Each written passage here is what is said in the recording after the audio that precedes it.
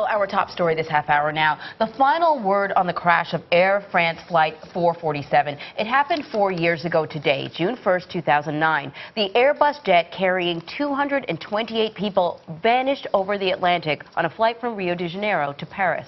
It took years to find the wreckage, recover the plane's black boxes, and solve the mystery. But when they did, the answers changed the aviation industry forever. Here's Mark Strassman. 4 years after Air France Flight 447 disappeared over the Atlantic Ocean, experts have pieced together what they believed happened on board the airliner that June evening. Detailed analysis of the reported cockpit transcripts points to a perfect storm of problems, including weather, aircraft malfunction, and pilot error. But some experts say there was another contributing factor, the very design of the Airbus cockpit. Would Air France 447 have had the same disaster if this cockpit were a Boeing instead of an Airbus? I think it would have been much less likely to happen in a Boeing because the control wheels are large, they're obvious. I think it could hardly have been missed. When's the last time you were in one of these? To help us break down and understand what happened on board Air France Flight 447, CBS News aviation and safety expert Captain Chesley Sully Sullenberger took us into an Airbus simulator. This is going from neutral to full nose-up command, full aft side stick. That's it, right there. That one little movement. That small movement on the Airbus flight controls, or side stick, raises the nose of the plane and instructs it to climb. Pilots rarely perform the maneuver at high altitudes because it can be very dangerous. But that is exactly what one Flight 447 pilot did. Around 2:05 a.m., when the Airbus A330 was flying through a storm system, all three of its speed indicators stopped working. As a result, the aircraft's autopilot turned off. With the captain on break, the two co-pilots were forced to fly the plane manually. The least experienced pilot, 32-year-old Pierre Bonin, was in the right seat and said, "I have the controls." Co-pilot David Robert was in the left seat, and even though considerably more experienced, he let Bonin fly. Theoretically, it was possible to still fly the airplane under those conditions. Challenging, but manageable. Yes. Although they lost the autopilot and speed indicators, they were flying normally and safely. But then suddenly, and without Robert knowing, Bonin does something almost inexplicable. He pulls back on his side stick and raises the nose of the plane. That causes the aircraft to fall, and the stall warning sounds. That's the alarm. Stall alarm. Over the next 4.5 minutes, the stall warning will sound 75 times. But strangely, neither pilot will mention it. And unbeknownst to Robert, Bonin will keep the nose of the plane up almost the entire time, exactly what he shouldn't do. A decision that experts still can't understand. It's difficult to explain that. I just don't know why he did that. And there's nothing to you that makes sense on any experience or intellectual level about pulling back when you should push forward? No. Nothing at all? No. Because of Bonin's actions, the plane is attempting to climb, but is actually losing altitude.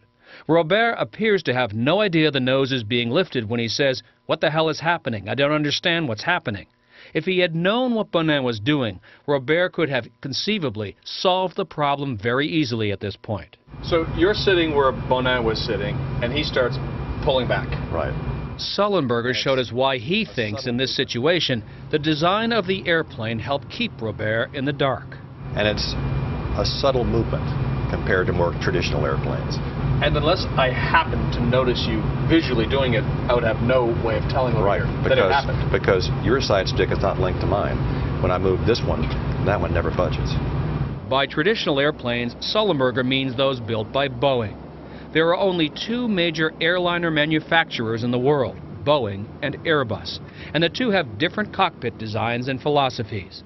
The main difference, Airbus uses side stick technology, Boeing uses a yoke.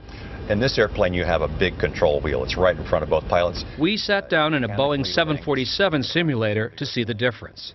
They're mechanically linked. They're not independent. So if I move mine, yours moves in unison. Had he been pulling back in a Boeing, how would it have looked? Like this. And on my side, it's in my lap. Yes.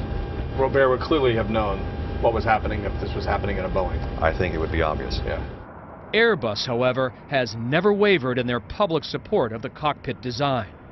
At 2:10 a.m., 5 minutes after the autopilot disengaged, the Airbus A330 continues to lose significant altitude as the captain re-enters the cockpit and says, "What the hell are you doing?" Bonin, the least experienced pilot, continues to hold back on his side stick, but still doesn't seem to understand what's happening. "We've lost control of the airplane," Bonin says. Robert tells the captain, "We've totally lost control of the plane. We don't understand at all." Almost a minute later, as the plane is now just 10,000 feet above the surface of the ocean, Bonin finally reveals the crucial information they've needed. He shouts, "I've had the stick back the whole time." Robert seems to instantly realize what's going on. He jumps in and says, "Give me the controls, give me the controls." But it's too late. About 40 seconds later, the two co-pilots say what will be their last words. Robert, "Damn it, we're going to crash. This can't be happening." Bonin, "But what's happening?" 4 seconds after that, the voice recorder cuts out. It's clear that the pilot of Airbus have to work as a team. Robert Soulas is the president of a victim's family support group. He lost his 24-year-old daughter Caroline in the crash. Her husband of just 2 years was a flight attendant on board. I was alone on the earth. Nothing to speak, a lot of questions with no answer. 228 people lost their lives that night. After analyzing debris and examining remains, experts suspect passengers likely didn't know what was going wrong until they hit the ocean's surface. A tiny bit of solace in one of modern aviation's biggest disasters. We don't want that the victims are dead for nothing. Earlier this year, after analysis of Flight 447 and other incidents, the FAA issued a safety alert for operators, encouraging pilots to have more experience flying without the use of auto-flight systems.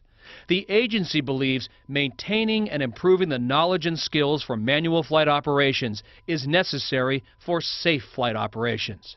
But some industry experts say, although that's a step in the right direction, it's not enough. If we only blame the pilots, we will not have changed any of the fundamental underlying conditions. We won't have done our best to prevent this from happening again.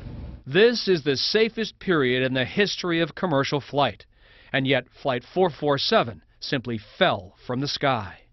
For CBS This Morning Saturday, Mark Strassman, Miami.